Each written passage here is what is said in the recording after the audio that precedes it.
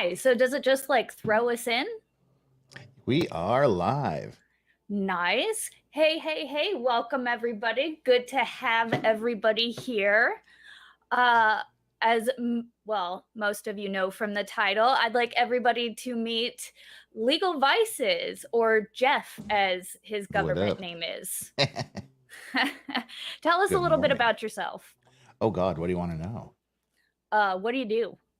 I am a lawyer here in South Korea.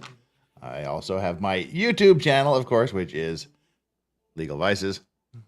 And that's kind of what I do. Been here in Korea for 34 years. Nice, nice. That's pretty neat. I know most everybody here probably already knows Jeff and subscribes to Jeff, but just in case you haven't, everybody go over to Jeff's channel and subscribe. He goes over all these really cool, like awesome things to And you'll see include. she doesn't watch everything. She just watches parts of everything. I mostly watch everything. I haven't watched your spoilers yet because, well, I did watch the full spoiler, but I the first one, and I got actually really into it, and I'm like, this might be something I actually want to Good. watch. Maybe I shouldn't spoil it for myself. Episode 3 out tomorrow. See, but I'm really bad. Like, I'll want to wait until it all comes out. That way I can just binge it all. Well, it's on And Netflix, so you can. but like if it's only in the third episode, so I could only binge to the third episode and then I'd Oh, still you mean my have to wait. review? Oh, you mean my Yeah, review? Oh, okay. Yeah. All right. Valhalla says, "Who's Jeff?" Oh wait, where did it go? Who said that? Someone said, "Who's Jeff?" That's Joe Joe Sullivan. Sullivan.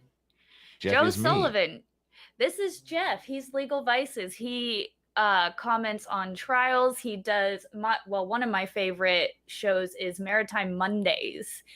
I didn't know I would like it so much, but it's actually very interesting. And I like you didn't know also anybody get would like it either. it's my theory is that the ocean is already terrifying. We have so little understanding of like what the ocean actually is. And so when you add, shipwrecky stories, I think it just makes it that much worse. It could be. I have no idea. I literally just did it because I had nothing to do that day, and I thought, let's look at some ship collisions because that's what I deal with in my office, and I can laugh about them and talk about them, and suddenly people wanted more. So there you go. It's funny because I do remember because for that specific episode, you were playing videos, and when you play videos, I can't really watch as much because I also am working. So I can't really watch the screen, and I was like, oh, he keeps playing videos and I keep wanting to watch and they're super awesome and I can't watch these right now. It was really rough. Let's see who's in the chat. We got Lisa M.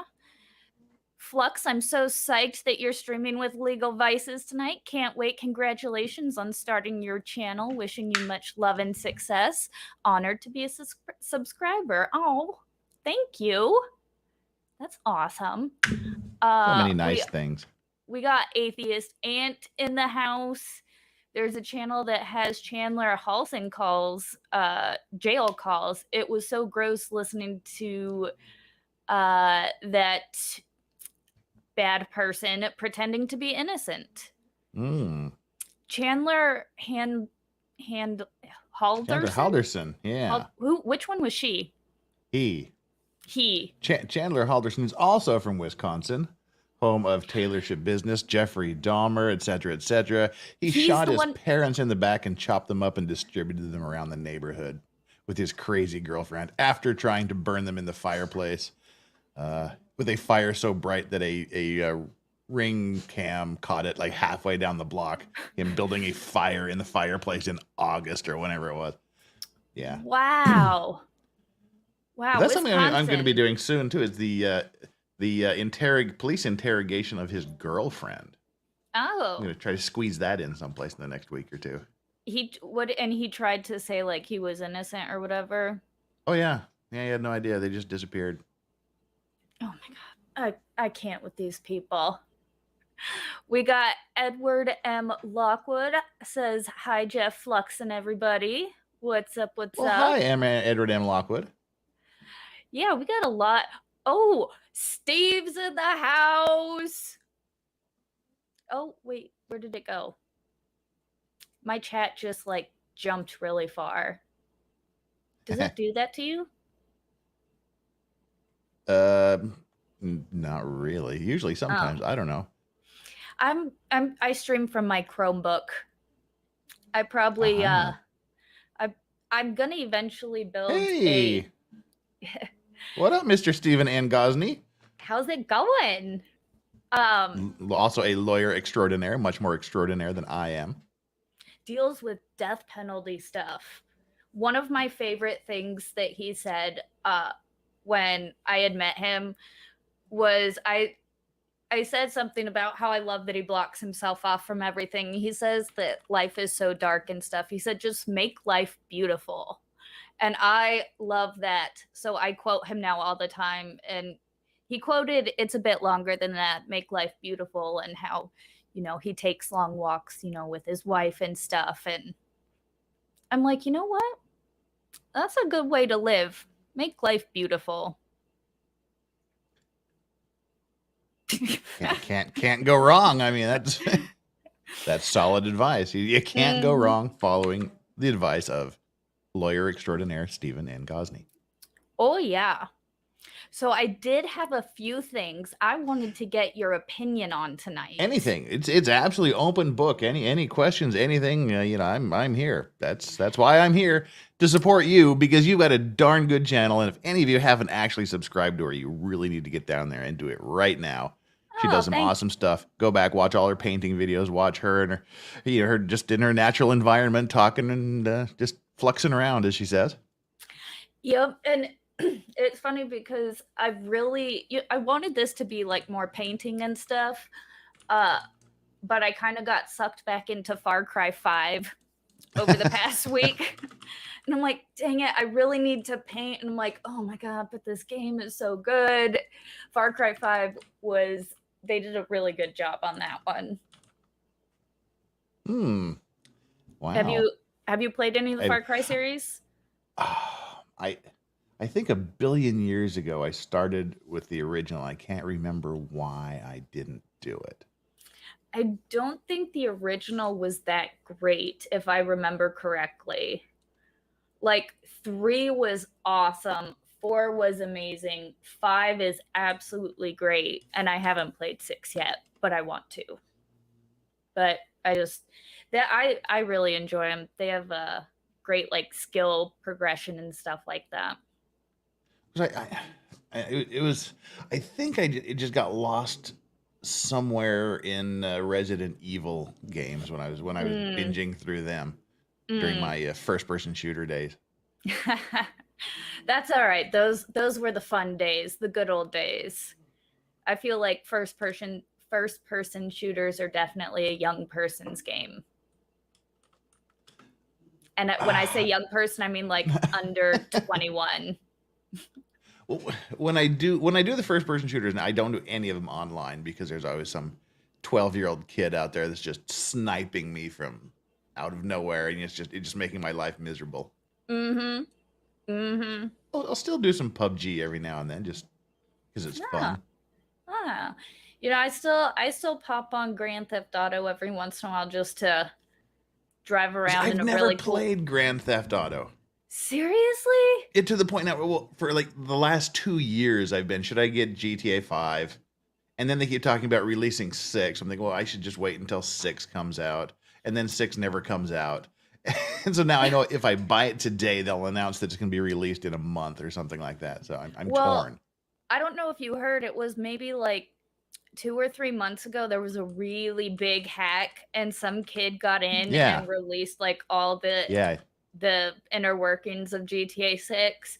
I think they're probably still maybe like a year out, but it's my honest opinion that GTA 5 is like the first living video game, because it started in, I believe it released in June of 2013, because I got it the day it came out. We had just got back from the field, and I was like, GTA 5, yes.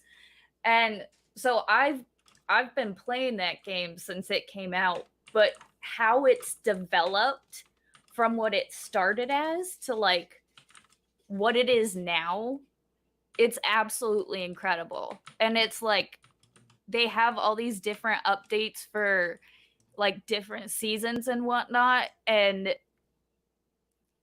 it's grown into like, I Well, it mean, seems like it's kind of a perfect video game because everybody plays it, and it has these weird, not weird, unusual offline, really, where people actually will form gangs and whatnot inside the game, and it's. That's what we did. We legit, like, it was me, Mrs. Flux, and like 4 of our friends, and we would just ride around in a motorcycle gang, like all formed up and causing shit and whatnot. Now that's a thing that I found hilarious, like so hilarious that I didn't do anything about it. I've mentioned once on my channel and once on Drex's channel that back in the wilder days, I used to be the president of a motorcycle club here. And we had a really awesome cut. I mean, it was our patches were way cool. Nice. Then we sort of kind of had to disband before we got into any noticeable trouble. But I was just searching to see if any of the old pages that we had up, any of the old events we had up. So I searched the name of the motorcycle club, and there was some new stuff, and I'm like, what is this? This is okay. This is fishy. What is it? And I went in, and one of these motorcycle gangs on GTA 5 had stolen our colors. And they had created a motorcycle club using our patches. And I thought, I can go be awesome. I could go be the dick about it, and I'm trying to sue you at a motorcycle club. But then this is just so stupid. It's great. and I left it there. Wow, that's crazy. Like, well, that's when my son plays, and all my friends play and stuff. And I didn't think about it until I saw that, and I went, what on earth is this? Well, and it's actually, I didn't know there's like a huge underground to it too, because there was a time back in 2020 I was riding with a posse in Red Dead Redemption, and they talked about how they used to play Grand Theft Auto, but they couldn't anymore because people put legitimate hits out on their characters and stuff, to the like where they would actually be like, I'm buying this gift card, this Visa gift card, and like transferring it to you, where they would set up actual hits. And the person, all they had to do was like kill one of these guys, take a picture that, he killed him and send it. And the dude would send him like the cash over PSN or whatever. And by actual hits, you mean actual in-game hits? Yes, in-game. In video Minecraft, game world. In Grand Theft Auto 5 online. Now, I've got to finish Red Dead Redemption 2. I started it and never finished it. Oh, for a legitimate reason. It's the same reason that probably Mrs. Flux hasn't finished it. I doubt it, but what's her reason? She doesn't want the ending to happen. Oh no, it has nothing to do with that. I started playing it on my Xbox, and then my Russian friends for my birthday that year gave me a PS4 for my birthday. Nice. And I think I've turned my Xbox on 3 times since I got that a couple of years ago. So I just stopped in the middle. And so now I'm gonna have to buy it for PlayStation and start all over again. I think they have a deal on it this month. I'm sure they do. It's 2 years old now.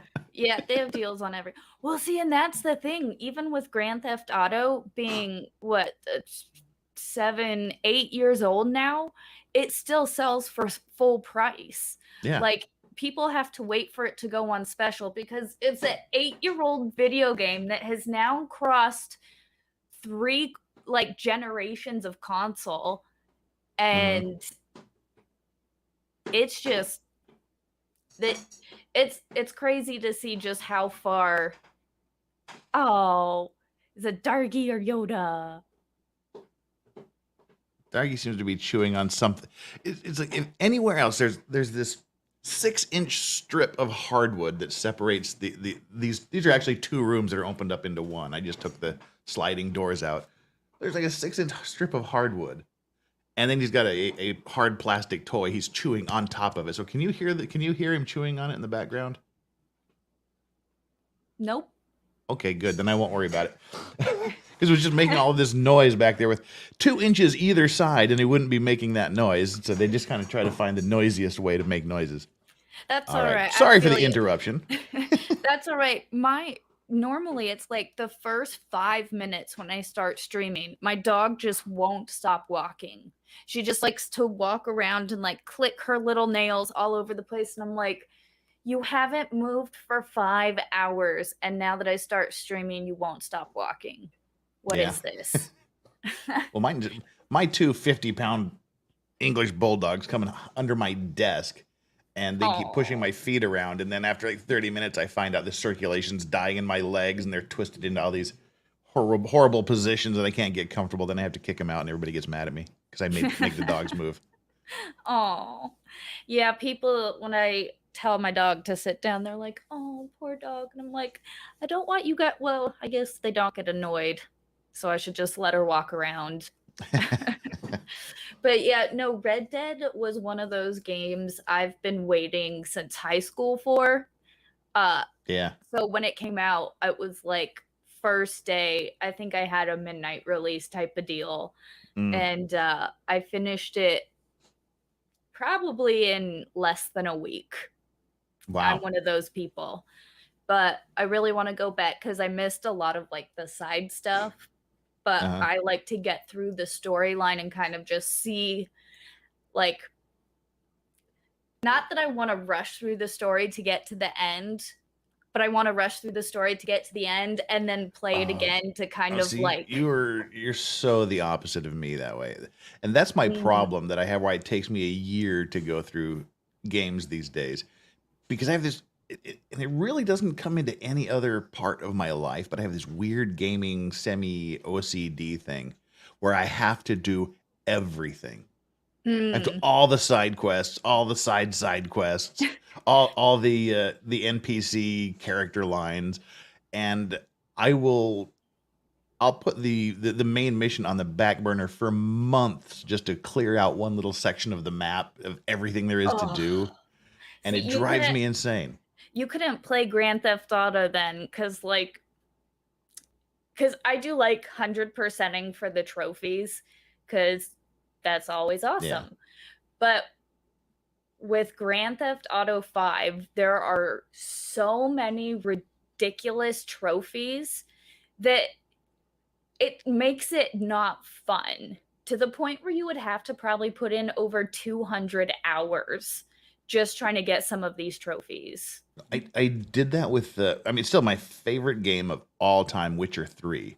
So my absolute favorite game of all time, but it's also the game that I just had to walk away from because I completed everything, and then there's one section of the map over in the Skellige Islands where you like swim around or sail around and get these treasure chests that are floating in the water, and there's like hundreds of them.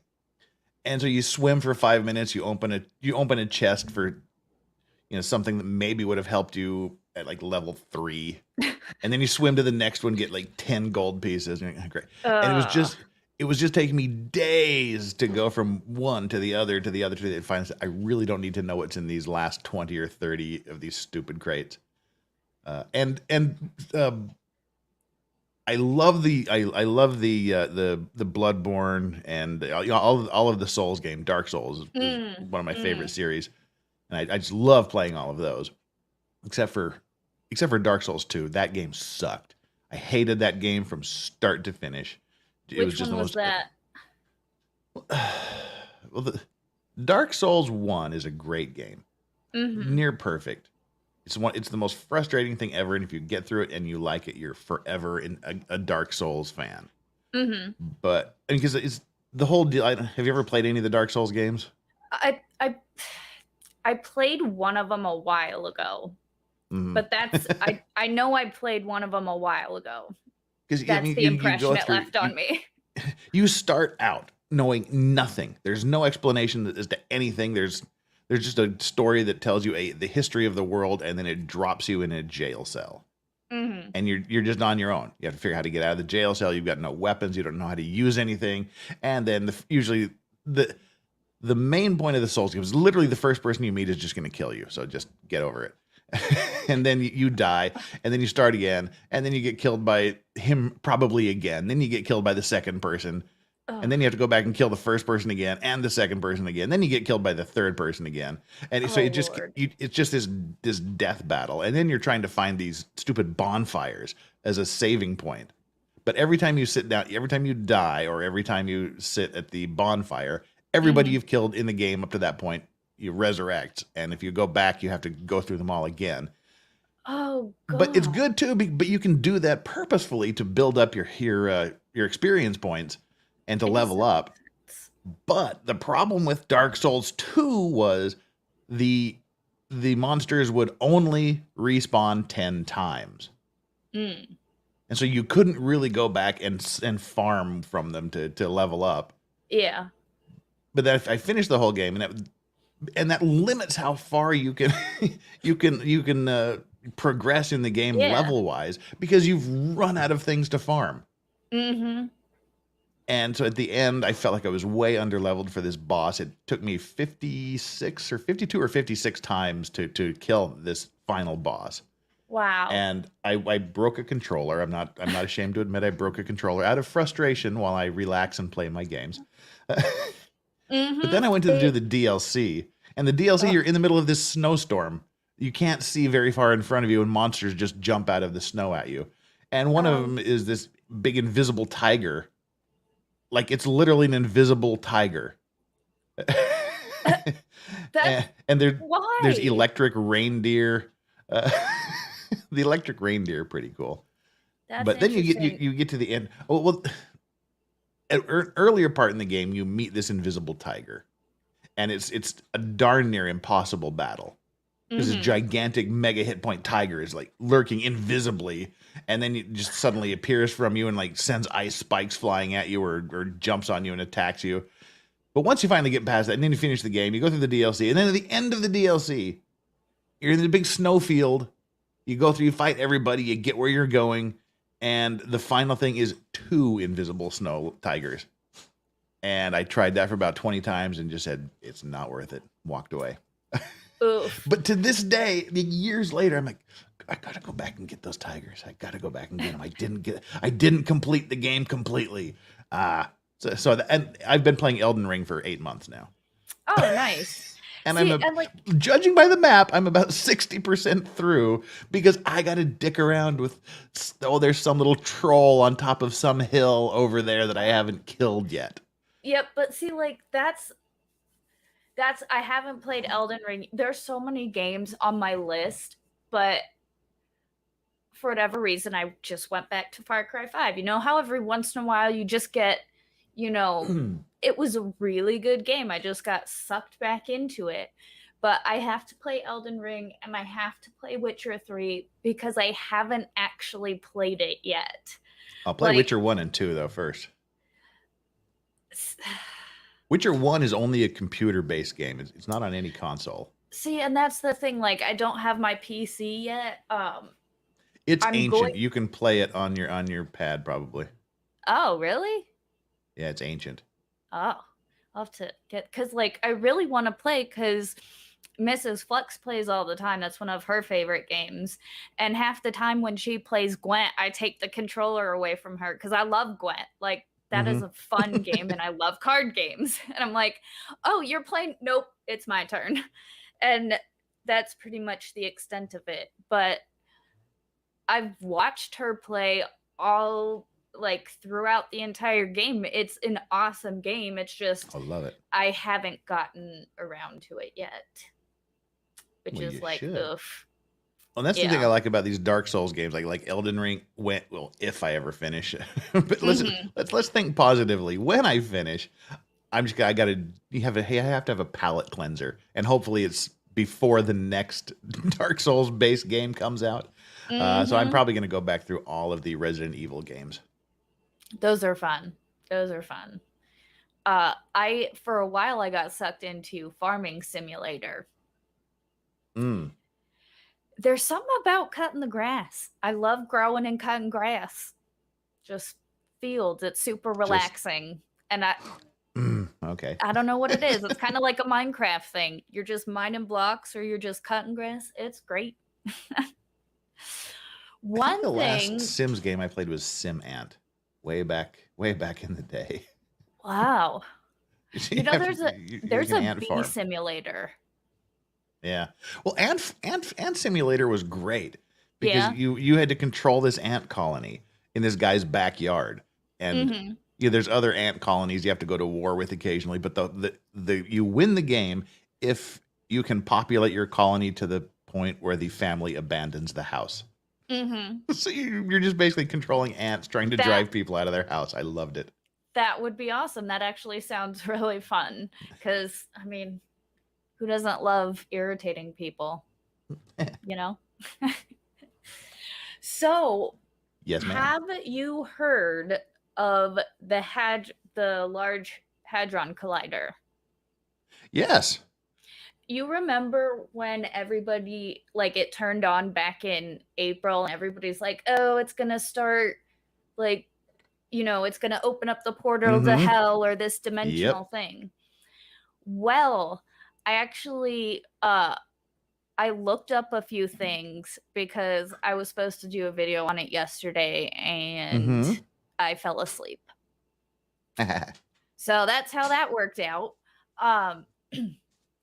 But since the Hadron Collider has turned on and turned us on to this new timeline, some crazy shit's been going down. Well, let's talk about it. The first thing I want to be oh wait, where did it go? Gonna just throw this up here. I don't think, or maybe I do think it's a coincidence that just 2 days after they turned on the Hadron Collider, Twitter announces that it's going to sell itself to Elon Musk. That's like huge timeline change number one. Okay. Because when you think about it, our world has already gotten so crazy. In what world does Elon Musk buy Twitter? Like, thinking about this, let's go back to 2018, before all of this crazy-ish started happening. Elon Musk buying Twitter never would have crossed my mind. It's like he did cars and stuff. Well, it's the stuff thing. I mean, there was a day when he said, you know what? I'm going to build a rocket and send up a fleet of satellites to blanket the Earth with technology that can't be hacked from the outside. And, like, I never would have thought he would have been the arbiter of, like, free speech and shit posting. Do you think it's just he's a bored multi-billionaire? I mean, what do you do when you literally have more money than anyone else on planet Earth? See, and that's the thing. It's like, did he literally have nothing else to spend his money on? Or was he like, I'm super curious about how Twitter works. Let me buy it and see its insides.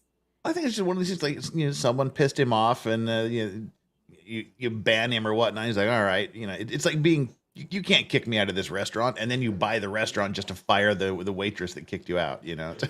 Can you imagine how satisfying that must be, though? Like, whatever, I bought Twitter. See, I think it would be exactly the opposite. I don't think Really? he has any satisfaction left in his life. He literally doesn't have to work for anything. His great, great, great, great grandchildren, and he's got a lot of, and he will have a lot of them by then. They don't have to work for anything ever. He literally So has no anticipation. I mean, that's half the anticipation. I want to buy something. I got to save my money. I've got to balance it. Do I need this? What am I going to give up if I buy this? And just that anticipation, the planning, the saving. He's just like, oh, I want to buy the earth. Okay, here. But see, then the argument could be made for he has, zero financial stress, so he can use his full time and his full focus to like really dive into something that he's passionate about or something. Maybe. But he can do that. See, I think it's like with Lord of the Rings or other fantasy worlds where people are immortal. It's always the immortals telling mortals, death is the greatest blessing you have, because the immortal beings literally have nothing to look forward to. And I think that's the same thing like with the Musk type. There's nothing. I mean, does he really get excited about anything? See, if he wants it, he has it. If he doesn't have it, he can pay someone to build it. And now that you say that, it makes me think like, have you played Skyrim? Oh yeah. Elder Scrolls and all that? I didn't get into the Elder Scrolls. That was my brother's department. But like all the why do I keep wanting to call them demigods? I can't think. The gods. The gods that you have to do things for. Yeah. Why am I spacing on their names? Like Hermaeus Morris and wow, I'm really blanking on all of that. That's unfortunate. And, well, it's not but integral all to the story. Yeah, because they're all immortal, the deities, and it's like, there you go, and they're all assholes, and it's pretty much they have nothing to do but like dick around with people, and it's their entertainment. And I could see, Elon Musk, he has everything. He's just dicking around with people because maybe it just brings them enjoyment. Well, and see, that's why I think a lot of these people, your Epsteins and your other these ridiculously wealthy people, they're all up to some shady stuff. There's no satisfaction, so you have to get deeper and deeper into your perversions. You have to get deeper and deeper into the taboo. You have to find your excitement in things that go beyond the realm of normal people, and you start getting into the dark shit, the nasty shit. Yeah, but it's like, I'll never understand those people, because it's like, I have enough fun shit posting on Twitter. What do you guys got to get all creepy for? Yeah, because we don't have a bajillion dollars. And that's true. What I literally think it is. There's no excitement at that level. I mean, that's got to be because... I mean, I wanted to buy a Rolls Royce. I want to buy a Lamborghini. I want to buy, a Bugatti. We know I'll never do it, but it's our dream out there. And I mean, we might save up for a really nice whatever car we want, or put it on affordable payment plans.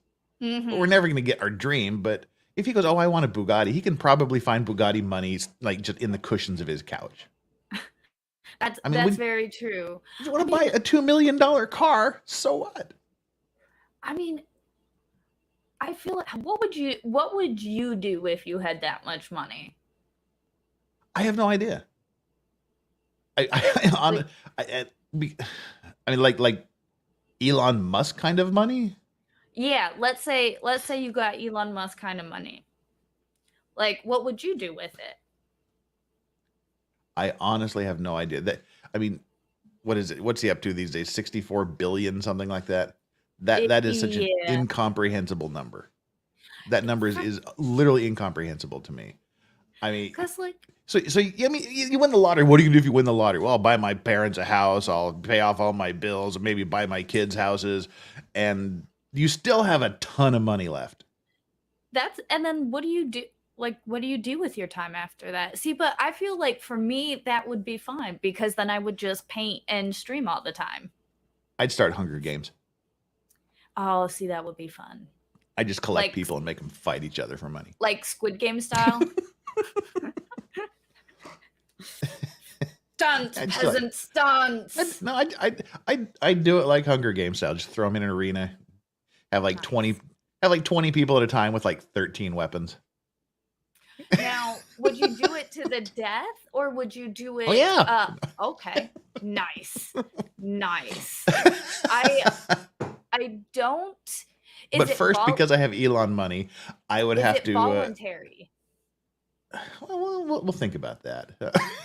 Because if it's voluntary, I could see people being down, and I will be down. If it's involuntary, maybe like a death row. But see, first, I would have to, because I have Elon money, I'd have to go somewhere like the Philippines where they've got like 20,000 islands. And maybe buy my own island and work on emancipating myself from whatever government I bought my island from so that I can become a legit kingdom with my own laws and own rules. And then I could set up my Hunger Games arena. Yeah, but then you'd have all the whiny little Karens trying to like, oh, we have to go save the Jeffanites. Because, oh, good. Then we can use them as targets. We can throw them into the arena. It'll be us against them. Oh, and if he was still alive, I would pay Donald Sutherland whatever he wanted to come down there and live and actually announce the Hunger Games. I would pay to support that. I would. And Jennifer Lawrence, she has to be there too. Oh yeah, with a fire dress, that would be dope. That would be really cool. I don't care what she wears. She can wear nothing, and I wouldn't mind. You could, right? Yeah. Right. Yeah. You could buy Australia since it really doesn't exist. Yeah. I mean, if Tasmania. Yeah. If they ever find it, I think it's like the. But see, this is why you don't give people all this money. They start thinking of these things. See, this is exactly why I don't need to be Elon Musk rich. It would be unpleasant. Yep. See, you could have you can be Grand Theft Auto for real, like real life, and not give a shit because you'd have the money to bail yourself out. Especially if you know the right people. I don't want to say any names because I don't want to get Epsteined. Because that would be terrible. There, I'm just having visions of Hunger Games flashing through my head with who would I put in the arena? That was a really good film. I liked it. But there's a new one coming out too. What? There's a brand new one coming out. I thought there were only 3 books. Well, has that ever stopped any good franchise? That's fair. That's fair. I read all the books and I did watch all the movies. Haven't watched them in a minute, but I really do love Jennifer Lawrence as an actress. She's a phenomenal actress. It's called The Ballad of Songbirds and Snakes, coming out November 17th, 2023. So a year from now. Is Jennifer Lawrence in it?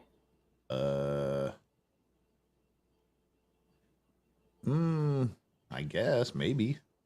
I hope so. Because that's the only reason why I would watch it. Did you ever see Silver Linings Playbook? Never heard of it.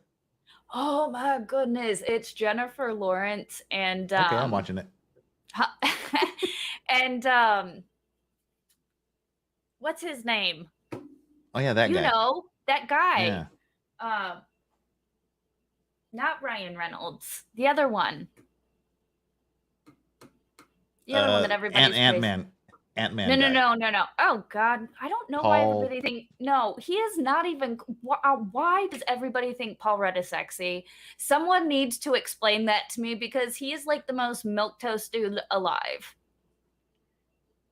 Oh, what was that movie he was in? It was funny. That one movie. Dang. Bradley Cooper.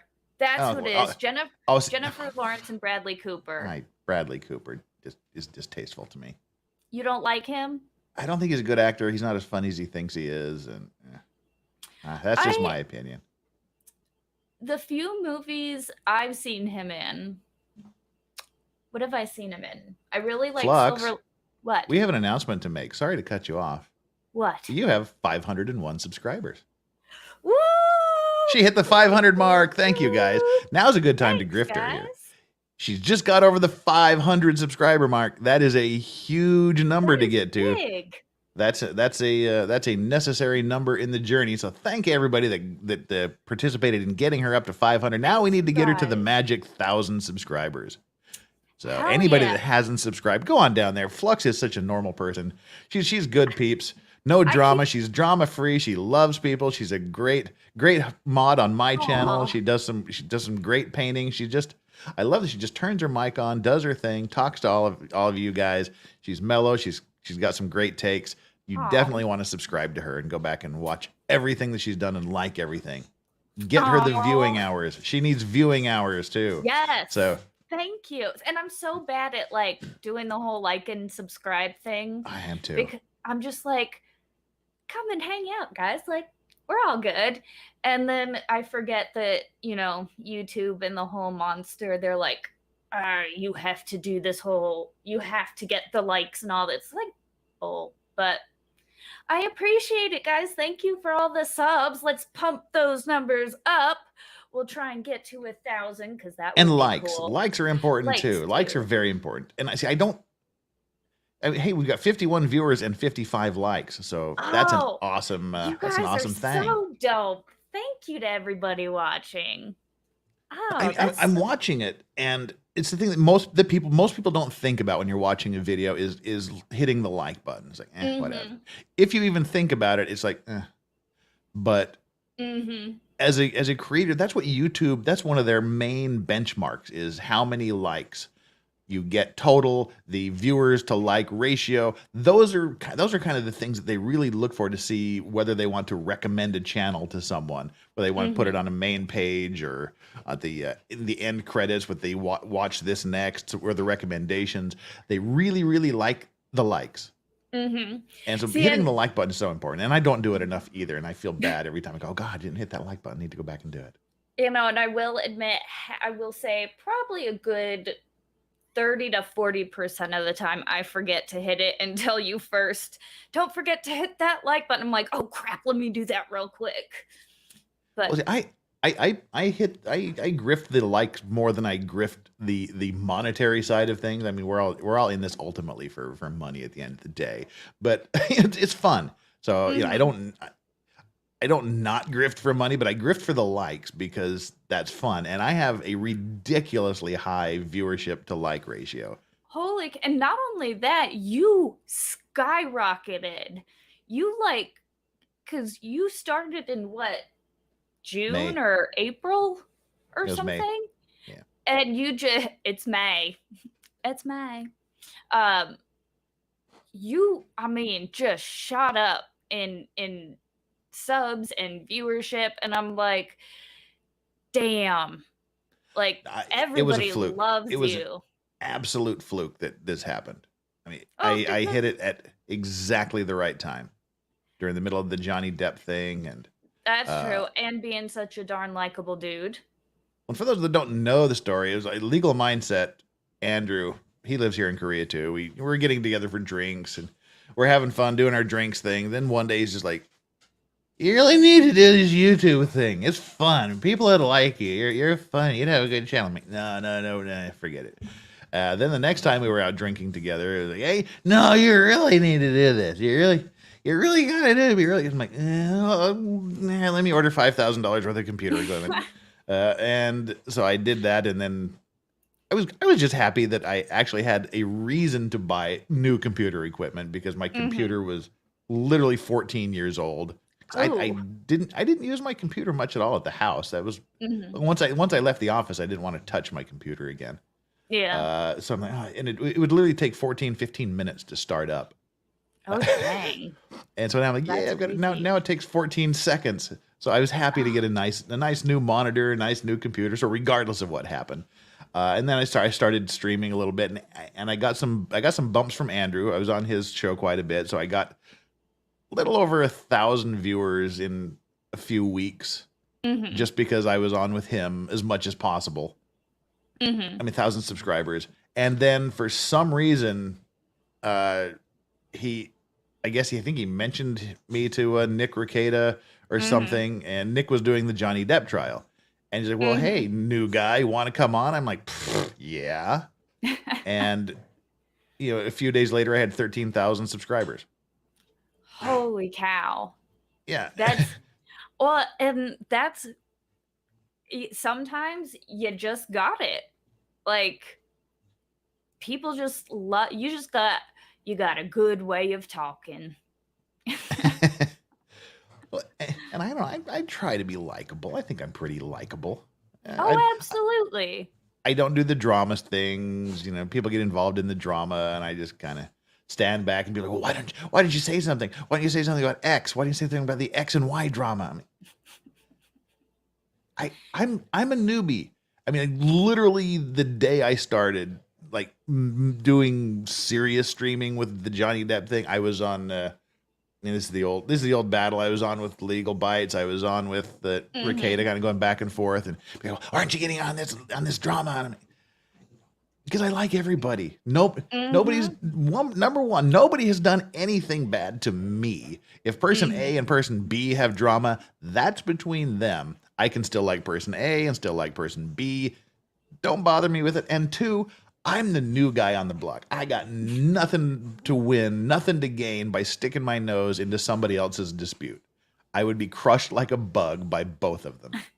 And that's still the mindset I have today. It's like, doing drama tube, whether it's about law tube or whatever other, every single little corner of YouTube has all these little dramas going on around it.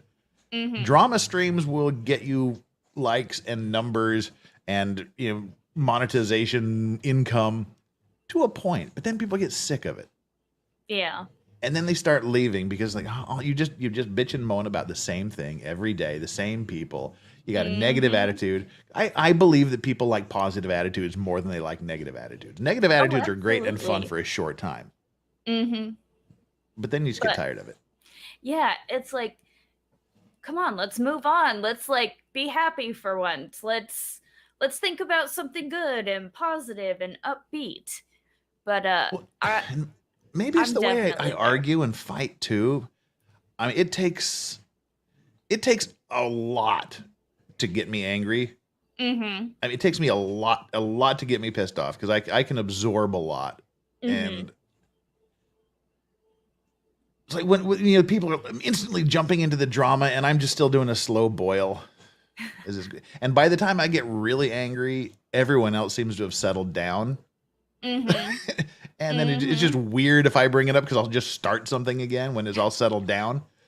And the other thing is when I do get angry, when that line has just been crossed and I am legitimately angry at someone, I'm explosive for about 30 seconds. Then it burns itself out, and then I just don't feel it anymore. That's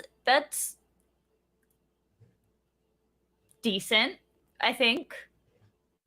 And a lot of people have problems with that though. And I know that was a big deal that my ex-wife and I had we fought completely differently. You have to have people that can sort of semi-fight at the same style, otherwise it just kind of makes it worse. Oh, absolutely. With me, I get annoyed, I get frustrated, I just sit on it, and then finally go, why can't we just do that? And I yell for 30 seconds, and I'm like, Okay, I vented. The pressure valve has been opened, it's been released. And then, of course, me shouting for 30 seconds sets her off on her anger thing, which is about 3 hours of yelling and then a week of absolute just ghosting you in your own house. And Oof. I'm very much, I can't go, I don't want to go to sleep angry. You know, I just, if there's a problem, let's talk about it now, right now. So it doesn't get worse. It doesn't, it doesn't escalate. Let's just hash it out right now and be done with it. Whereas her style was I need about 3 days to cool off and don't even look at me during those 3 days. And then the next few days, I'll decide if I want to. And then by that point, when we want to talk about it, that starts triggering me again. And by the end of this discussion, the frustration of being blocked out for a week boils over, and then I shout for 30 seconds, and then it's lather, rinse, repeat. See, and I feel so validated because, like, Mrs. Flux is not that bad. She's not, that bad or anything, but that is exactly our argument style. I want to talk about it right now. We need to fix this. And she's like, I need like 15, 20 minutes to cool off, process emotions, and then we'll come back. But in those 15, 20 minutes, when she's like cooling down, I'm getting like more fired up, and I'm like, and this, and this, and this. And so that was something, we definitely, work through and whatever, but it's just funny because it's like, 15 or 20 minutes would be heaven. I'd even give them 30 if they wanted. Yeah, but I'm a woman, so like 15 or 20 minutes is like 6 years, and I'll admit I have a huge problem because like I said, I'm very much I'm an anger avoidance guy. I try to avoid the anger if I can, and then it's like I explode when it boils over. But then I want to make everything back to normal and relieve all of the weird vibes going on between whether it's with an ex-wife or a girlfriend or even just a regular friend. While they're still pissed, I start making jokes, which is never the right answer because I'm like, let's say something funny to lighten the mood a little bit. And then it's like, that's not funny, mother. And then it just gets worse. Like, I tend to make things worse by trying to make things better by just saying stupid stuff. Been there, because sometimes there's just that awkward silence with that tension. You're like, I can break this. And it's no timing. You got to think about timing. And the way one person fights is not wrong as opposed to another person. It's wrong to me because that's not how I do it. But to them, I'm the idiot and I'm doing the arguing thing wrong. See, and that's another issue with today's society. People don't know how to argue and like either move on or like be friends afterwards. People can't have disagreements or arguments. It's like, disagreement, argument, we're done. It's like, people think it's weird that I'm actually pretty good friends with almost all of my previous girlfriends. Like dating back to high school. Oh, wow.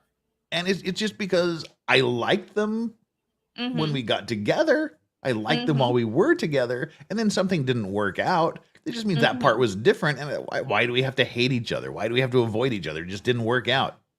See, so my best friends are former girlfriends. Nice. See, and I get that because, like, typically you end up dating someone who's like a really good friend of yours. And yeah, just because something doesn't work out in a romantic relationship, why can't the friendship still work out? Because like there was obviously that friendship before. But no, I get that. Well, a lot of people can't be friends with someone they've slept with for some weird reason. It's weird to me because I don't process it. It's like, we went beyond the friend stage. How do we just go back to the friend stage? Well, you control yourself. That's right? You obviously didn't want to do it anymore because we pulled the plug, but we can still go back to hanging out.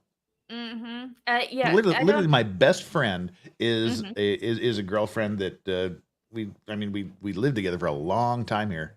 She was Mhm. the one that helped me choose my dogs, and now Oh. when she gets off work, some nights she'll just come over, have a drink, play with the dogs, and when I have to go out of town on business, she comes over and she stays here and watches the dogs and things. Oh. And she's like one of my best friends, and See, we I we, don't we think lived that. together for years and broke it off. Yeah. I mean, especially when you live together with someone, like, there's obviously, like, you know them and you like things about them. Hmm. Just not all things about them. Yeah. Just doesn't work out living together. No, and that's why this girlfriend I'm talking about and I broke up is because she'd been divorced for a million years. I'd been divorced for about 6 or 7 years, I think, at that point when we met. Mhm. And then we both kind of started to, as we were going, we sort of saw where it was going down the road. It's like, okay, we've both been down this particular path before and we know where it's going to end. So Mhm. let's just kind of break now while we still Mhm. like each other, Ah. because we know we're going to hate each other by the end of this. Mhm. Beca- See, but Yeah. that's like the mature adult thing to do, Jeff. Like, come on. Like, Something I'm not accused of being very often. that's like the adult good and like adult way to process things. Yeah. So, like, come on, what are you doing? Yeah. It's It's, definitely not the norm, but that's because today's norm is I get mad at you, I disagree yeah. with you for a second, so we can't be friends. Yeah. And it's Life's too like, short for that stuff. yeah, I don't agree with that at all. One great example I'll bring up is Drex. Mm. Like, I hate probably 80% of the shit that comes out of his mouth. But I love the other 20%. I think it's funny as shit and I think he's cool. And like, I would love to meet that dude. And while we would disagree on a lot of shit, I would still love to meet him. And I think he would, like, that's his personal opinion and he's allowed to have it. It doesn't make me like want ill will for him, or like, I just disagree with some of the stuff he says. Yeah. We literally have lost the ability to disagree with people. And I like, I I don't actually, Christina and I, Radix Verum. If you guys haven't, go over to Christina, Radix Verum. She is awesome. She is just the sweetest, awesomest chick. Christine and I are gonna do a video on where we're gonna have like a nice debate um on our beliefs, because she, obviously has a very Christian background, and me having my background. Um, we want to have, like, a really nice debate where we can disagree with each other, but still, not hate everybody and not hate each other. You're absolutely you're absolutely right on things like that. You have to, and it bothers me when I'll have Christine on my channel or whatnot, and people will be, oh, how can you have her on here? She's saying all this stuff, this Jesus stuff. She's a wonderful person. This is this is the lens through which she sees the world. Her pre-Orthodox days and her journey to her Orthodox Christian lifestyle, and then the way she sees the world now. All of those influence her views and her ideas, and you can learn a lot by having someone who comes from a different tradition, a different idea, and a different value than you. Exactly. And the thing that absolutely kills me, like, is people refuse to look at the big picture. And the analogy that I love to use is people going to see a musical or a play or Yeah. whatever, and you're sitting in a theater. And the people on the far left side of the stage won't be able to see the actor's right side of the face if he's at a certain angle. Mm-hmm. So let's say, the whole time this actor's facing this way, he has a mark on the left side of his face. The people on the right side couldn't see it. You know, they get out. They're arguing he had a mark on his face. They're arguing he didn't. They're not wrong. They just have different perspectives and saw things two different ways. And like, we all see the exact same thing, but sometimes people do see it in a different way. People do have a different angle, a different like life experience, stuff like that. But they're like, nope, you're wrong. Ooh. Yeah. Well, and discussions are no fun if you're talking to people that think and believe exactly the same way you do. Exactly. You're just preaching to the choir, so to speak, and you gain nothing from it. Yeah, it's just like, oh, I do agree. Yes, I agree. Yes, I agree. Let's all circle jerk together. Like, that's... that escalated quickly. My bad. No. Whatever. I got into it. It's my moment. They're all, you know, getting into it, and then it's like, hello? You guys have your opinion, but stop for a second. There's other perspectives. It doesn't make you wrong. It just means there's a bigger thing to look at. Yeah. And that's, you know, which is also how I get in trouble a lot of times too, because if everybody around the table is agreeing with everybody, I turn straight into devil's advocate mode and start arguing something completely different just to get this little kumbaya fest off the table. It's so boring. See, I like when we can, like, when agreeing with people, because sometimes you do get more facts to, like, that you didn't see that also support your theory. But there's just so much more fun when you can, like, calmly debate somebody. Not in, like, an angry debate, but a calm debate. Because, I mean, what happened to debate class? Does nobody do that anymore? Yeah. And I love diversity. I like I said, that's why I love this group that's here. We've got Joe Neerman, who's an Orthodox Jew. We've got Radix Verum, who she's Eastern Orthodox.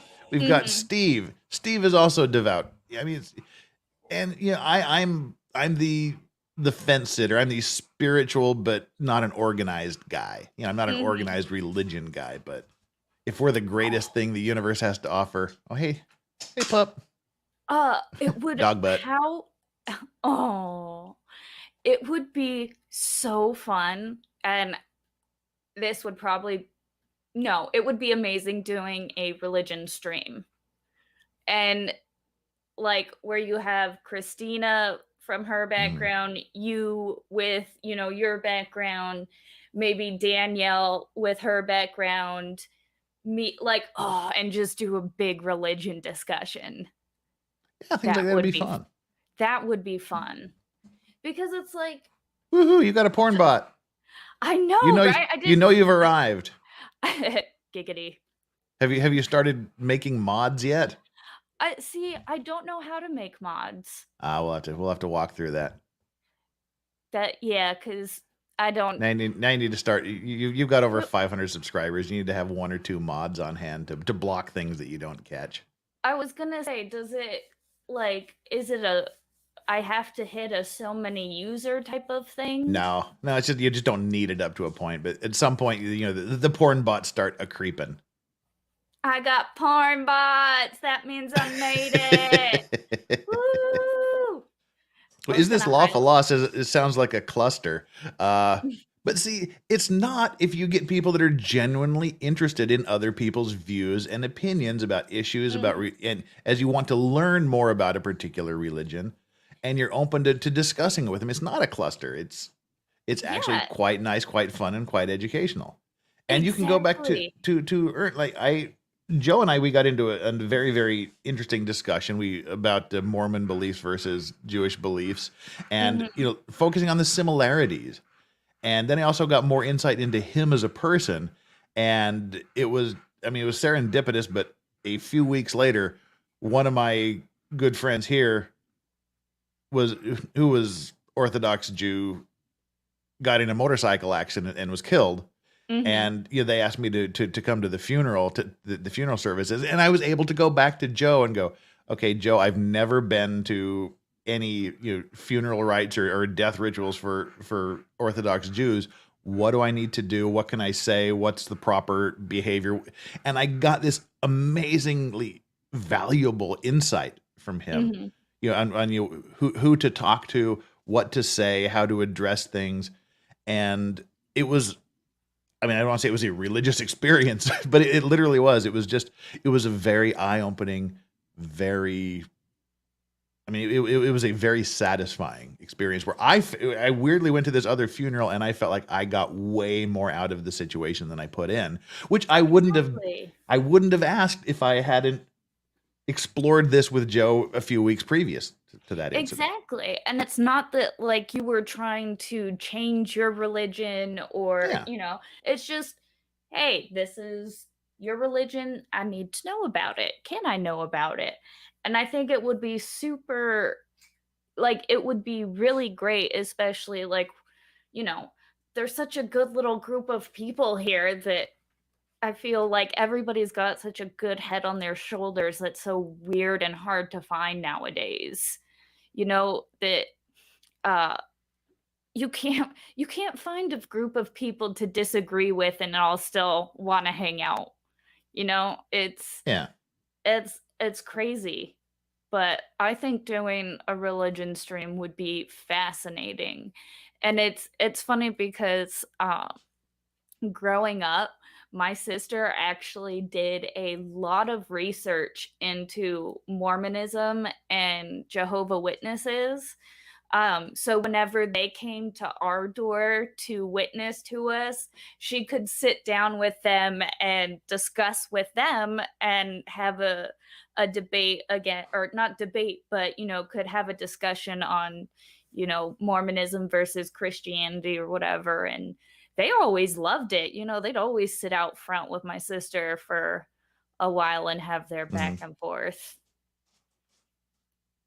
But it was just, you just have to like each other to begin with and just be open and interested in learning more about other people. And not take it personally. Not take it as a personal direct attack. Because so many people, that's one reason why the alphabet community is because everything is a direct personal attack against you. And it's like, no, it's not. It's like their religion that's been around for like thousands of years. You were born like 20 years ago. It's not about you. Move on, type of deal.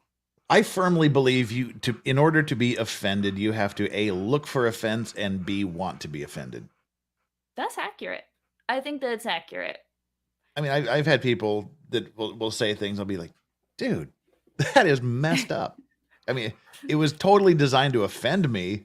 I'm like, I mean, that was, and my usual reaction is, well, you're just an idiot.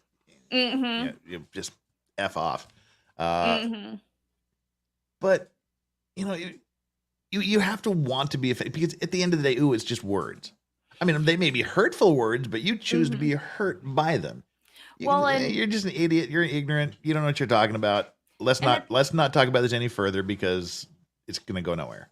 Yeah, and it's like at the end of the day, in order for someone to offend you or to offend me, like I have to care about what that person says. And it's, I don't know you. Why do I care about what you say? Why do I care about what you think?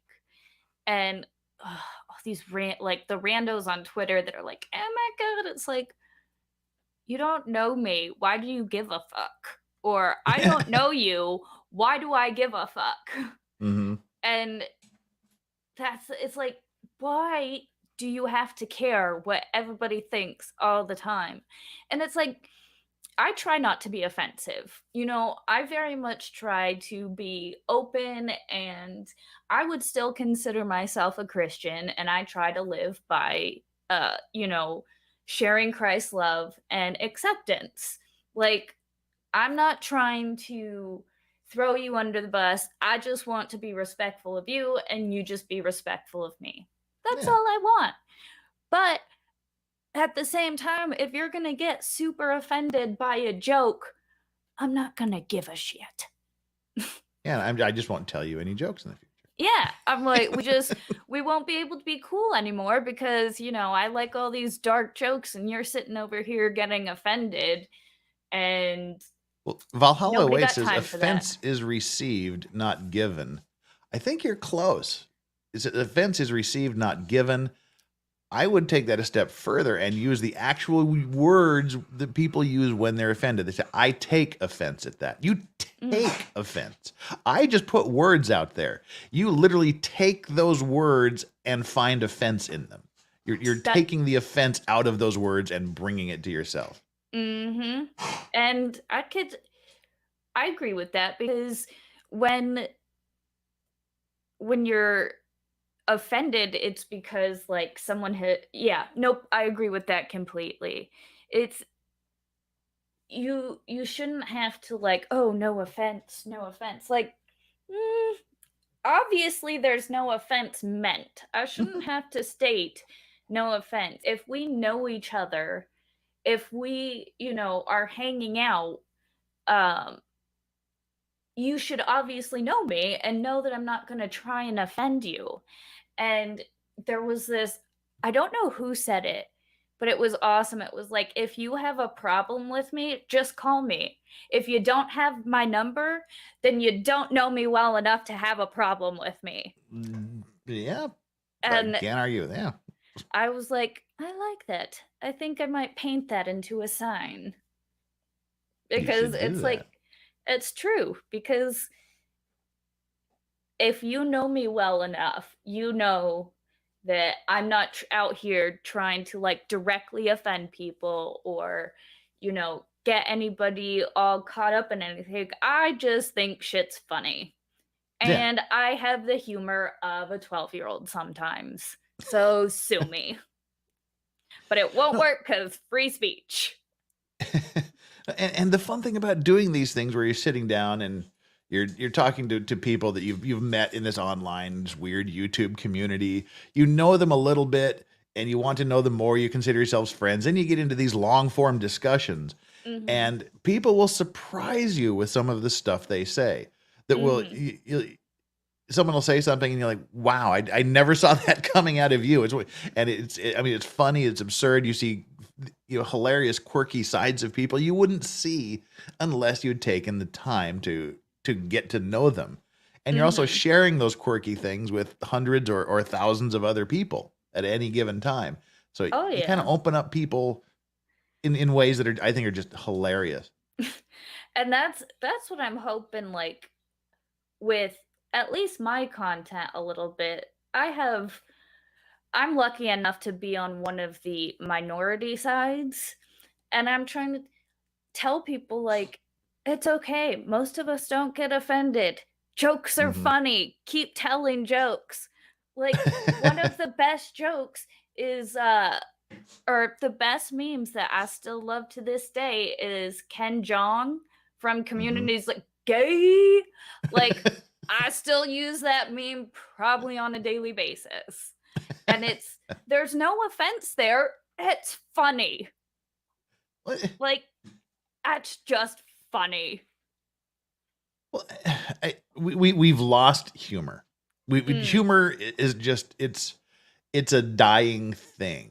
And, cheers to those actual professional comedians that are pushing back against cancel culture and all of this and are trying to bring funny back into it. I mean, that is a lot where humor is born. Humor is born from pain. Humor is born from oppression. Humor is born from these, political cartoons, the political humor you see in the papers, those are all making fun of very serious issues. So we can laugh, we can find humor in distress, humor in pain. That's why a lot of comedians are, suffering from depression or other mental illness, and they're upfront about it. And that's where they pull a lot of this stuff from that gives them the strength to look at a problem and laugh at it. And one of the classic examples of that, and I was so late to the Norm Macdonald comedian appreciation thing. I hated him when he was on Saturday Night Live. And I mean, I was younger at that point. And I didn't have the patience to see that he's setting up a 15 or 20-minute joke. I'm just like, well, he's just rambling about dumb stuff. And I wouldn't listen long enough to get to the one sentence at the end of 20 minutes that made you just go, holy crap, I didn't see that coming. But the guy was dying of cancer for 9 years and didn't tell anybody. And if you go back and you listen to his humor for the year or two before he died, there was a lot of cancer jokes, a lot of death jokes that people are going, whoa, whoa, whoa, whoa. Yeah. I mean, he was literally talking about brain tumors in some of his jokes, and well, someone would say something, well, at least it's not cancer, and people would be like, whoa, whoa, whoa, you've gone too far, Joe. But I mean, in the meantime, Norm has been dying of exactly what he's been joking about, and nobody had any clue. See, and I think that's it goes back to what you're insecure about or what scares you the most. You wear it out there like armor on you so that it can't hurt you as bad or whatever. And like, dang, I'm gonna have to go back and watch some of those, because that's crazy. I mean, and you joke about the things that, like, literally, if you can't joke about it, you'd cry. And it's like, you have to find that humor so you don't cry. Well, I mean, first of all, you have to look at a comedian, someone who's telling jokes, someone who's being funny. They don't want to piss everybody off and make everybody hate them. They want people to like them and find them funny and come and enjoy them. So they're not trying to alienate anybody in the crowd. Yeah. Like, no, you never want to be like, haha, I'm gonna make you feel like nobody wants to make somebody feel like crap. Yeah, and I mean, even some of the comedians that do the heckling responses and things, people go there to be heckled by the comedian. Yeah, some people legitimately. Yeah, well, which is what you see like with the Nick Rekieta show, when people are going, fat shame me, lazy shame me, do this kind of, because it's funny, it's done in a light heart, it's done in a series of friendship. You look at George Carlin. People say, oh, George Carlin was a great stand-up comedian. I don't think George Carlin was a stand-up comedian at all. He was a social critic, storyteller, who's, I mean, he never got up and said, boy, my wife just flew in from Chicago, and boy, are her arms tired. I mean, it's not that waka waka waka stand-up thing. He critiques society in a way that's funny and humorous and absurd, and so insightful it makes you laugh. And I think Dave Chappelle is kind of the same way. He's talking about social issues, serious social issues, in a way that's funny. Well, that's the same with Bill Burr too. He he talks about these social issues, and he's just right out there, I don't give a fuck about shit, and he's hilarious because it's just right up. I don't know if you saw, did you see his clip on abortion? He was like, I don't know. He was like, oh, everybody, they should have their own choice. That's, of course it's a woman's right. I mean, we're just murdering babies, but, it's a woman's right. And it was just like, he just made it so fucking funny. I was like, only he could take the issue of an abortion and make it a really laughable joke right now. And I doubt a lot of people were laughing, but I thought it was fucking funny. Well, those are the things that, again, I can't remember what comedian it was. I saw him in like way back when I was in college, and I can't remember who it was, but he told some joke that was, it could have been very offensive. I mean, it was a crass joke, but I thought it was hilarious.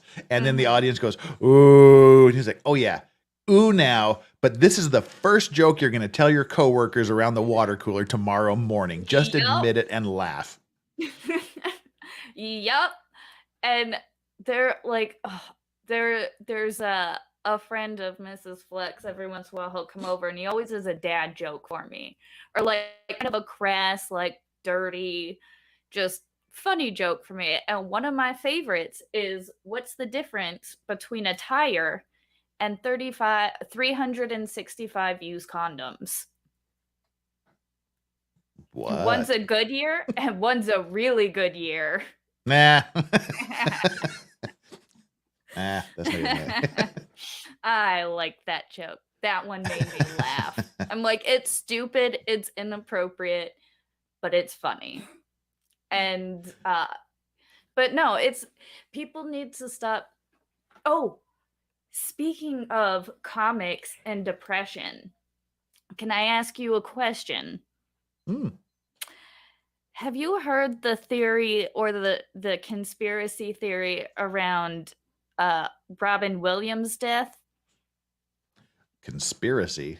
Yeah. No. Is that like, yeah, he accidentally hung himself, but it was an accident during a sex party.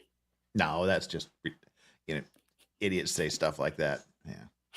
I thought it was, I don't remember where I read that, but they were like autoerotic asphyxiation and all that. And now, there are enough people that do that anyway. David Carradine and others. I was like, which is, if you're gonna do that, guys, get a spotter. Like, for real, how does that? How is that still like? How is that a thing? Like, I don't kink shame if that's just it's just like lifting weights. If you're gonna be doing something dangerous, just have a spotter. That's what it's Keith Carradine, right? Keith Carradine. Sorry, Vicky T's correct. It's Keith Carradine, not David. No, it was David, wasn't it? I thought it was David Carradine because we were making kung fu jokes.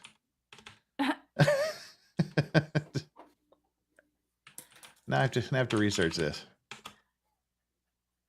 But yeah, no, I'm shaming the dangerous activity without the spotter. How are yes, it was David Carradine. I was right. There, stand by it.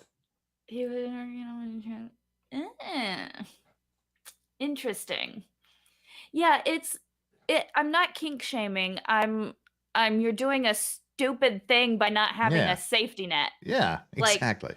Like, come on, guys. Everybody's got to have a safety net. If you're ashamed, like, call somebody, like, hire a woman for that. They have those. How did we get on this topic suddenly? Yeah, Robin Williams. Yeah. Yeah. Nope. Leave Robin alone. Yeah. I'm a squirrel type of person. But no, it's definitely hard to have like good comedy because you can't make, I mean, really all that's left is the dirty comedy because anything that's like clean is offensive. And it's like I think about how comedy is now versus how it was today. It's so crass and all that. Well, back in the day, you think of Bing Cosby and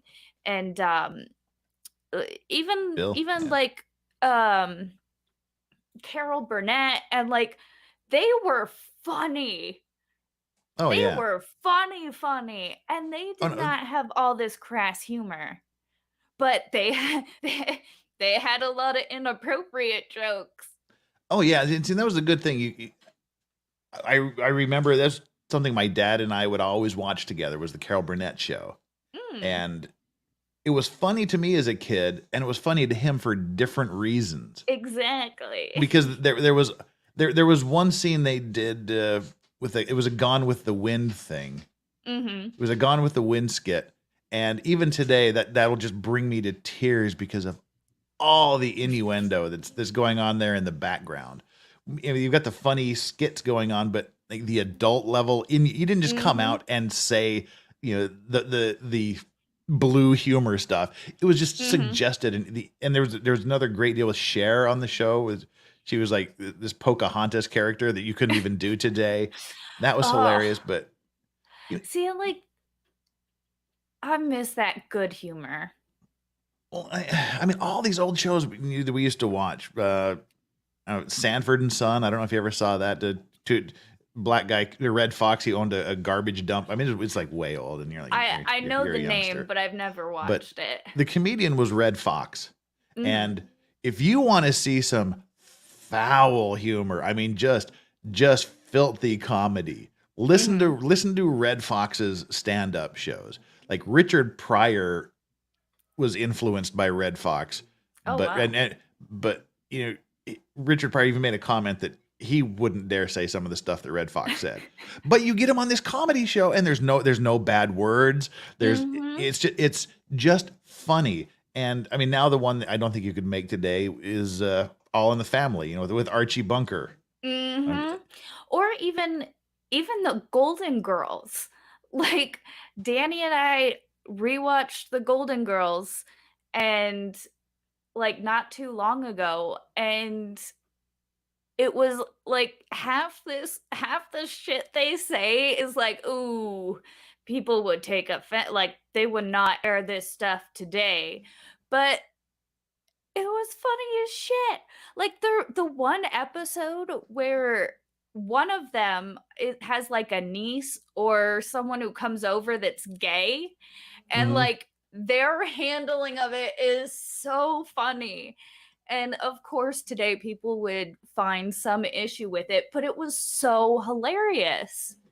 And it's like they can't make humor like this anymore because some Well, I would suggest anybody anywhere today that hasn't seen it, go find replays of All in the Family and watch it. It was all, you know, it was Milwaukee based, you know. It was kind of like, for some reason, like that area was popular. You had like Laverne and Shirley that was like supposed to be in Milwaukee, and it was like that Happy Days was Midwest Milwaukee. Yeah, and then you had you know, was All in the Family, was that in Chicago or was it in Wisconsin? I think maybe been in Chicago, because that's where the Jeffersons got their start on All in the Family. That was like they're moving on up to the east side.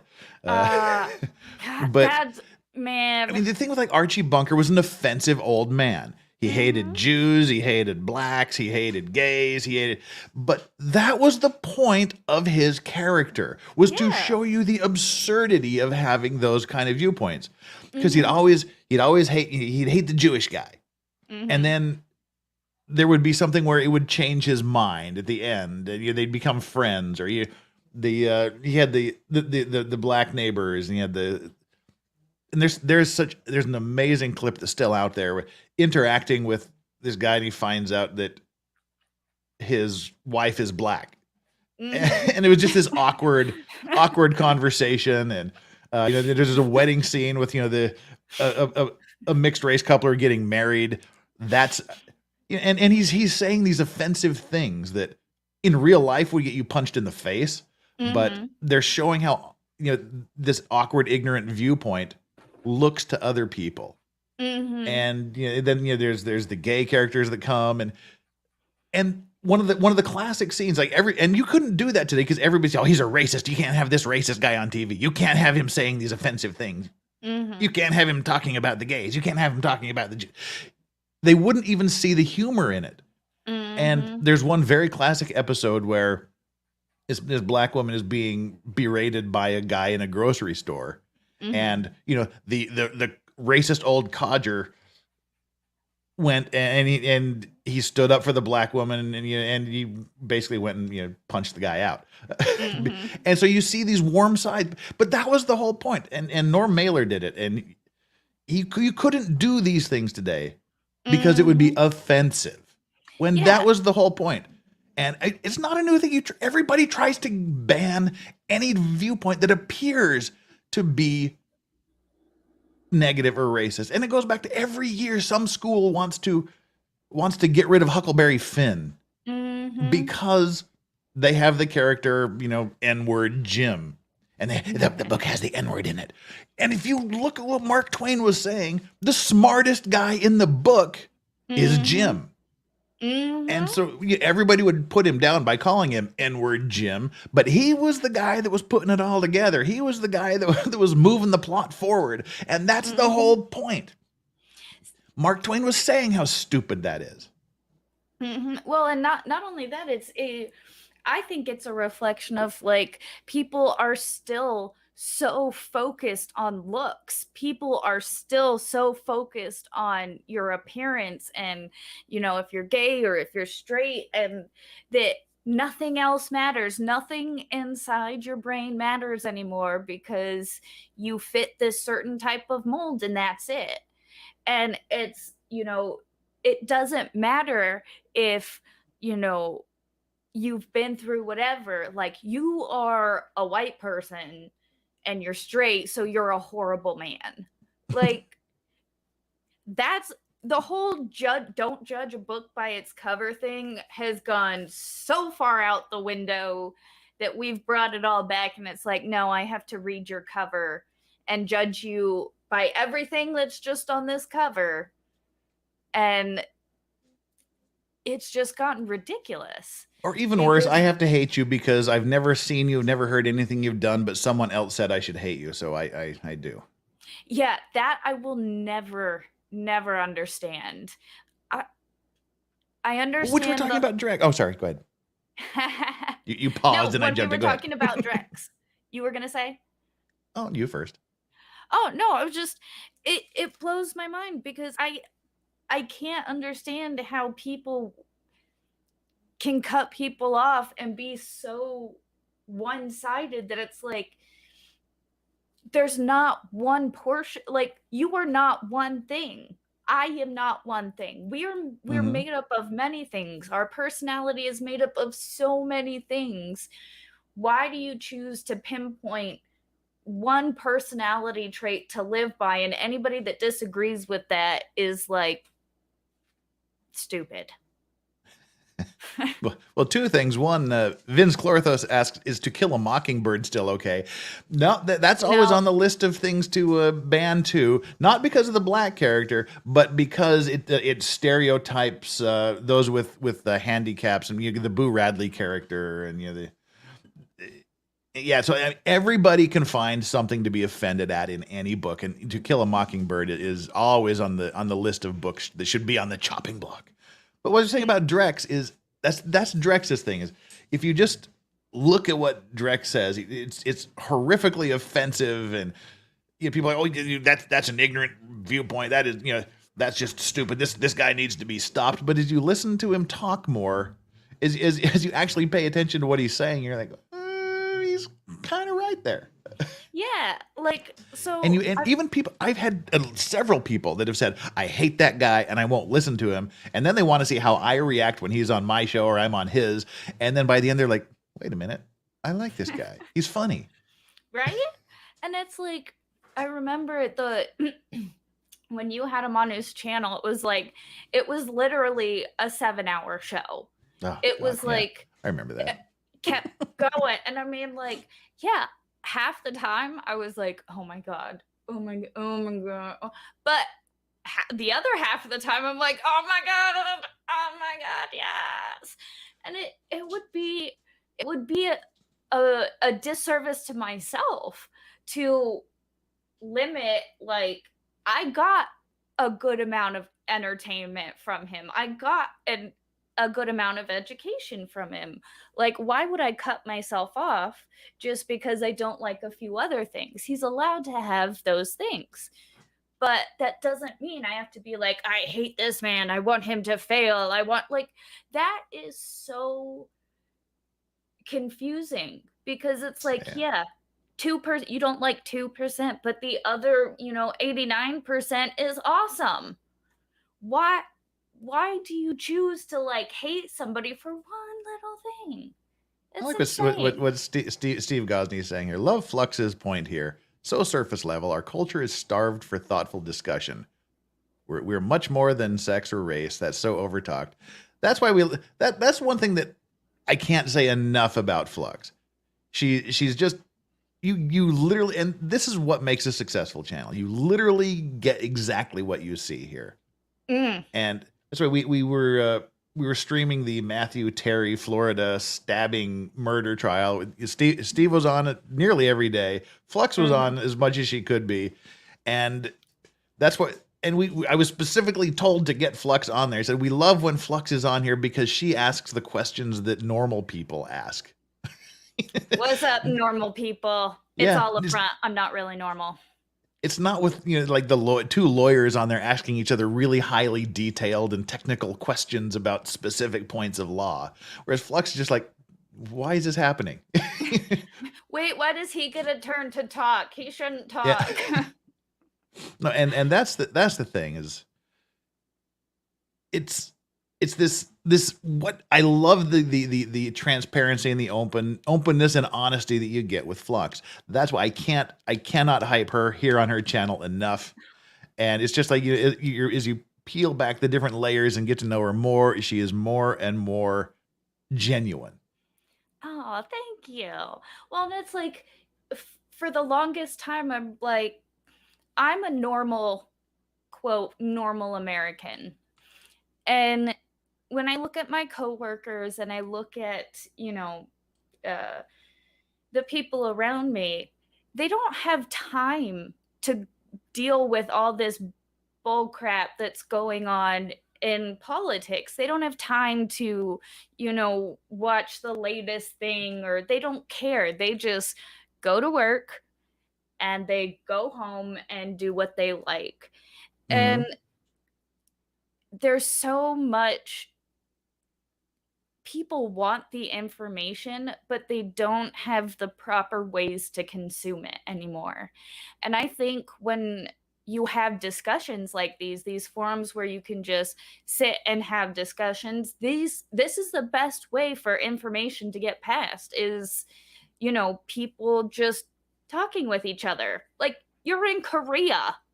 How's the weather over there?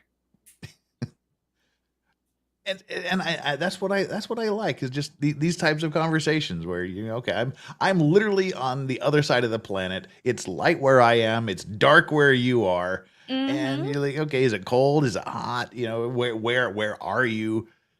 Yeah, that's how you get into the doors. Yeah, and that's like. And Steve says, "Yeah, I thought we were a good team. Flux brings common sense." And that's one thing a lot of lawyers and other industry, highly specialized industries need, just the common sense. And I'm sorry, chat. I've completely ignored you tonight. I love conversation, and I just get so wrapped up in conversating, I'll say, that I'm just like, I'm trying to read the chat, but then like I'm listening to Jeff, and it's just like so intriguing. And we don't have these kind of conversations anymore in society. Like back in the day, you would, go sit over at a friend's house and play cards for a few hours on, Friday nights, or, whatever. But people don't, because of the whole COVID thing, people don't like just go out as much anymore. There's not so much of that like hanging out deep conversation, I would say. And people really crave that, just that conversation that's more than, hi, how are you? I'm good, how are you? They crave that like conversation that's more than skin surface. It's that depth that people love and don't get enough of these days. Oh, I've offended Valhalla. I'm sorry. I'm sorry. I know I ignored you. And you know how much I appreciate you, chat. Turn off the media, tune into reality. I love you, Steve. You are the greatest. I'm living my life as beautiful as I can now. And damn good advice. But it's like, I wouldn't have got that advice if I hadn't been able to, we had this type of platform. But because we have this awesome type of platform, we can have these really cool conversations. And I think you're going to be sort of a fantastic channel from just. I mean, I didn't mean that was two different thoughts. I didn't mean you're going to be sort of in a good channel. I That was two appreciate thoughts. the vote of confidence. Yeah, it'll be okay-ish. I know that was two thoughts that got crushed together. Let's flip them around. I think you're going to be a great channel because, going back to the first part of my smash up, because I think you're going to be sort of the real world interviewer, the real world scholar, I guess, like the voice of reality. That's where I was kind of thinking. I'm like, maybe I could have my Fluxxing Around kind of be like hangout / interview sessions with these people, that where we kind of I have kind of this real, like, down to earth kind of viewpoint, and you guys have, I'm not saying, well, I am saying a more highly educated viewpoint, or, just other viewpoints that different. different. Little higher. You're way more expert and knowledgeable about some things than I am. I just have a lot of random different experience. Everybody's is more expert at something than somebody else. Oh yeah, absolutely. I'm probably more of an expert on blood spatter. as well you should be. Yeah. Yep. It's I definitely, I love talking, but I very much enjoy listening to stories. And like with you and Steve, I just loved being able to sit there and like every so often kind of get in a question to, get you guys going again. But I don't mind, like, I very much love getting the conversation going and then kind of kicking back and enjoying where it goes from there. Well, see, and look at the people you attract. Look at the people you attract. Not only do we have defense lawyer extraordinaire Stephen Gosney, we've got Australian lawyer extraordinaire Aussie Overlord here. See, these are you attract interesting people. Oh yeah, he did a stream this morning. It was like, I think it was 5 a.m. my time, but my cat woke me up, and I was like, "Oh, awesome! Aussie's streaming right now," and sat and watched his channel for a little bit before I fell back asleep on the couch. Yeah, I was well into the Saturday Thanksgiving festival over here with friends. Oh, nice. I forgot that Thursday was already Thanksgiving. Yeah. I forgot that already passed. Just ate way too much, and there may have been an extraordinarily large amount of wine consumed by people. Oh, I would put a lot of money on that. So yeah, I just got home about 1 a.m. here, which would be about 3 a.m. Aussie time, and then I didn't move until about 10 minutes before I was supposed to be on with you. I was just laying in bed for like 9 hours going, I just don't want to do it. Nice. But that's the best. I love waking up and then not having to move. For me, that's the best part about waking up on the weekends, is just not having to jump out of bed. It's just being like, oh, I could lay here for like 20 minutes if I wanted to. Oh, Sneck says, LegalVices, my husband was in Hovey for 9 months. Ever been there? I've been near Camp Hovey, but I've never been in there, not being military. We always call it Hovey. But you call it Hovey? Well, everybody also calls Yongsan Yangsan. So, it's y'all need to learn to pronounce things. We would always go to Weijangbu, and we called it the Boo. We're like, we're going out to the Boo.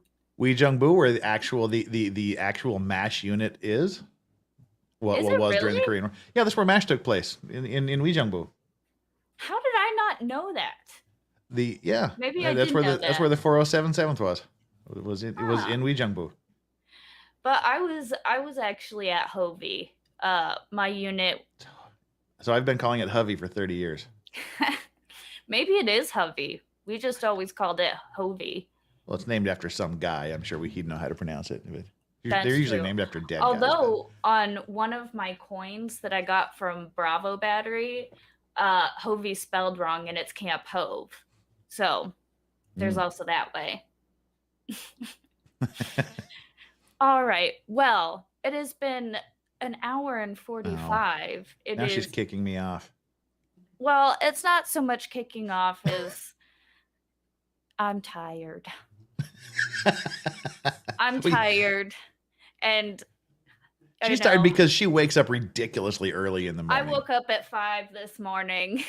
Well, that's what time you usually wake up, though, isn't it? See, yeah, typically I wake up around 5:30.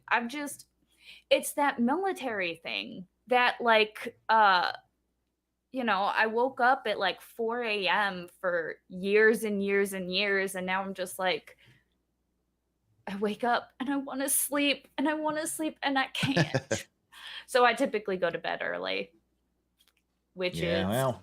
So you're gonna jump into bed now, huh? Yep. Stingy says, yeah, no, I don't have that Vice's stamina. No, I cannot, and I'm gonna say this since Ozzy's here too. 2 years ago when I was in my Red Dead Redemption posse, I did a marathon gaming run for 24 hours to like raise money for a charity. So like the people in our posse and everything donated money, and I did a 24-hour game stream. Wow. I wanted to die. Like, I'm not even kidding. Like, by 3 a.m. the next morning, my eyes were like burning inside of my eye sockets, and I was like, I can't do this anymore. I'm not in my 20s. Why did I do that? And like, my eyes killed me for like 3 days. And Ozzy, you better be careful because it's a lot longer than you think it is. I accidentally do extended gaming streams. Well, not I've never live streamed a game. I mean, I've done accidentally extended gaming sessions, I should say. Yeah. There's like 7 p.m. You sit down, you go, all right, I got a couple hours to burn here. Just got to do a little bit more. Now I just got to find out what's over there. And then suddenly, like, oh crap, the sun is coming up. I guess it's time to go to sleep. Oh yeah, I can definitely do like a good 10 to 12 hour session, but anything after that, I can't. I have a good trigger for both gaming excess and streaming excess. Is that about 3:45 every morning? The street sweeper vehicle drives past my window. It like circles around because I live right on a corner. Right on the I think ocean. I remember that from a few of the trials. Yeah, so I have like a road on 3 sides of my house, and it circles around. So if I'm here in this room, I can hear it drive by. If I'm in the living room, I can hear it drive by. And I'm like, there's the garbage truck. It's 3:45. I guess I better go to sleep. Ever play They Are Billions? I've never heard of They Are Billions, Stephen. But Stingy says, we need you 3 playing computer Uno. I was thinking, how fun would it be if all 3 of everybody jumped in a giant GTA session? I'm over here like, yeah, let's get everybody and we just all jump in a GTA session and meet up at a bar in fake real life. There's a lot of fun online games to play. Oh yeah. Oh my god. Gartic Phone is one of my favorites on with Meme Copium, and yes. Every time he plays that, like my jaw starts to hurt because I'm just laughing so hard. I'm like, I do that jaw clench thing because it's just trying to get the drawing, and then some of the everybody's a degenerate. We're all degenerates here. Like, I'm so glad we all have the same humor because it's interesting when we play. I enjoy it. Are Billions, a steampunk strategy game set on a post-apocalyptic planet. Build and defend colonists to survive against the billions of the infected that seek to annihilate the few living humans. Can humanity survive after the zombie apocalypse? Ooh, it's a Well, zombie game. guess we've got to play this one too. Oh, wow. Graphics pretty darn decent on this. Oh, cool. It's like the same graphic style as dang it. What's that game series I like? Resident Evil. No, we haven't Dark talked about Souls. it yet. We haven't talked about it yet. Like where you're on this, where you're on like the plane, you're just like going around shooting people. It's kind of a cartoony sort of thing. Not No Man's Sky. No, before that. Oh God, what is that show? What is that series? Shoot. Dang it. So you get like a sniper guy and you just basically have to go around and shoot up bad guys. You got your little robot guy that unlocks doors for you and gates and No, I know what you're talking about. I know what you're talking about. I'm tired, so I can't think of the And you always name. have to like the goal of every game is to get into this this mine that has some sort of alien technology in it. You're unlocking all these boxes. You're getting all these cool upgrades. You got to go and upgrade your own body and think, what the heck are these games? No, it's like way before. Right? No, way before. It's way before Battlefield and Fortress and all these. Oh, come on, Tetris. It's between Tetris and Battlefield. Dang it, I'll never. But it's a very cartoon style. Pong. Asteroids. No. Shoot, I like this series, and I'm just gone. I total blank. I haven't thought about it for so long. Gauntlet was a great game. Frogger that consumed quarters at the local gas station. That was Borderlands. That's what it was. Borderlands. Oh, yep. Holy crap! Thank you so much, Bass. Whew. You should have said the guy with the dog. Then I would have understood. I would have been like, "Oh, Donkey Kong." Oh, that was a good one. So the graphics are very, very Borderlandy looking, which I really like. Okay. That is. Phew. That does. There was a weight off my chest. I was like panicking. I was just about ready to have an anxiety attack because I couldn't remember what this was. Borderlands, good game series. I miss playing Pac-Man. Do you miss playing Miss Pac-Man? That's the question. I miss Miss Pac-Man. I loved Miss Pac-Man. Miss Pac-Man was awesome. All right. See, well, we don't let you go. I know. I'm going to bed because I'm probably going to end up waking up super early, not by choice. Yeah. Well, before you go, we have to tell everybody that you must, if you haven't already done so, if you're not already a subscriber to Flux, make sure you get down there and subscribe. Where are we on subscribers right now? We were 507 last time I looked. And now we are 508. There you go. Heyo, guys. We're at the got over the 508 mark.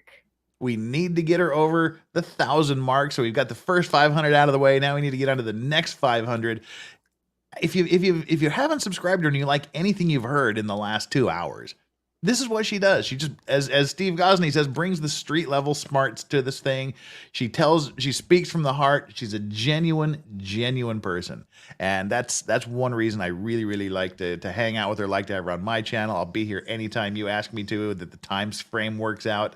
Yay. Because I enjoy the honesty. I enjoy the forthrightness. I just enjoy this, the attitude, the vibe, the spirit you've got, and the common sense that you bring. Like all of her videos, and make sure you subscribe to everything that she ever does. And make sure you also subscribe over to LegalVices. It's LegalVices. Yeah. Oh, right there on the mug. I haven't got my mug yet, but I need to get a mug because this is my subliminal grift. It's a good one, and I really do like mugs. But before I get another mug, before I add one, I have to get rid of one. That's how bad my obsession is with mugs. And I haven't found one that I want to get rid of yet, but I need a LegalVices mug, so I need to get rid of one. Just get my cleaning lady. She'll break one for you real quick. Ooh, salty feelings there? No, she liberates she frees up cabinet space for me. I like her. And also in the chat, Steve Gosney. Go to Steve Gosney at crimelaw.net And I'm sorry, Steve, I can't hold up your book because it's actually on the living room table because I've started reading it now. And Aussie Overlaws. Yeah, and don't forget to go to Aussie Overlord, and don't forget to go to Case or Pineapple, and Valhalla Awaits. To go to Valhalla Awaits, guys. So those He's got some cool goat videos. Yeah. And Caser does painting minis, and Ozzy is just, well, y'all know Ozzy. He's just awesome. See, now I need to go to Kaiser Pineapple too, and I need to talk to you. And you're going to be on my stream one time soon, maybe early next year, because I've started getting back into painting miniatures again, and I've got a bunch of them on order, and I haven't done it since I was like a teenager. So I want to go back to doing it. Now that they're not made of lead, and I'm not going to die from lead poisoning. But anyway, I'll shut up and let you go. I can talk. Steve wants to interview me on his Rumble channel. I accept. That would be really cool. I would love that. Except I would probably I feel like it would end up me interviewing him, because you guys have so much information that I just want to consume. I'm like, tell me everything you guys have ever done. And you guys are in the same time zone, so you can do it anytime you want. We actually are both in so we could do a, not 9 p.m. stream, which would be probably cool. Although you and we could do a early stream for me too, because since I wake up super early, it would be like you're after. But no, you wake up right about the time. You wake up like an hour or two before I go on stream. So yeah, and because I'll put on meme and then hop over once you come on, and it's a good little routine I got going in the mornings. And you're just going to continue to grow because of your genuineness. Oh, I appreciate the attitude, the character, the smiles, the good vibes. Well, everybody, I appreciate everyone for coming out. Thanks, chat. I'm sorry I kind of ignored you tonight. I was just really enthralled with our guest because LegalVices is so awesome, and he's pretty good at him. I can't speak when I get tired. Like, my mouth moves too fast, or my brain moves too fast for my mouth, and it comes out being all funky. But Jeff is awesome. Go over to his channel. Go over to everybody's channel. Make sure you hit that like and subscribe. And I will see you guys on the flip side. Next Sunday is my pot stream when I actually paint. It's paints and thoughts, and it is pots. So that's when I do my paint stream. Bye, guys. Have a good one.